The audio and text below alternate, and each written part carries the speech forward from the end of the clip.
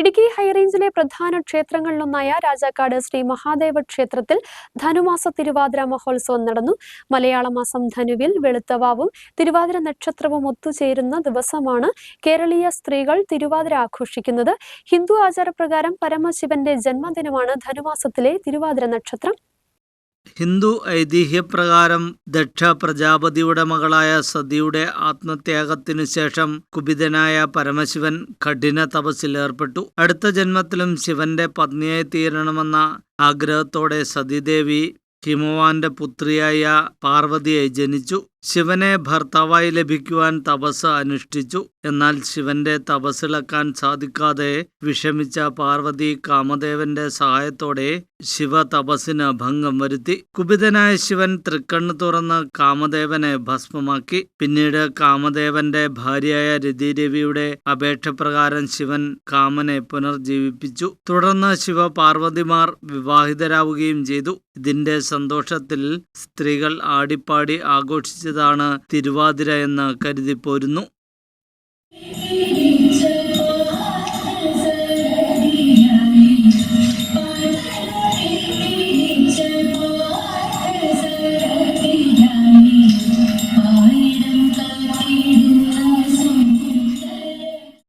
ഇടുക്കി ജില്ലയിലെ പ്രധാന ക്ഷേത്രമായ രാജാക്കാട് ശ്രീ മഹാദേവർ ക്ഷേത്രത്തിൽ ഏറെ പ്രാധാന്യത്തോടെ നടത്തുന്ന ഒന്നാണ് ധനുമാസത്തിലെ തിരുവാതിര മഹോത്സവം.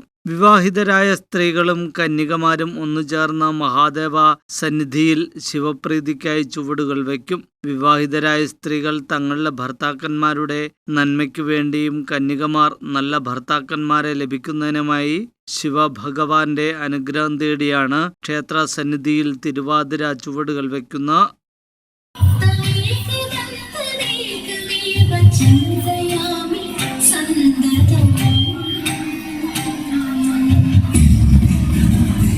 ദീപാരാധനയ്ക്ക് ശേഷം ക്ഷേത്രസന്നിധിയിൽ പ്രത്യേകം തയ്യാറാക്കിയ വേദിയിൽ SNDP യോഗം Rajakkad union president MB Sreekumar ഭദ്രദീപ പ്രകാശനം ചെയ്തു.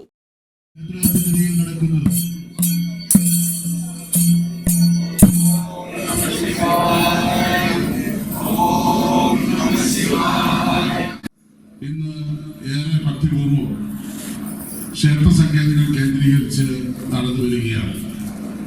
എല്ലാ വർഷവും ഈ നാടിന്റെ ഉത്സവമായിട്ടാണ് നമ്മൾ തിരുവാതിര മഹോത്സവം ആഘോഷിക്കുന്നത്.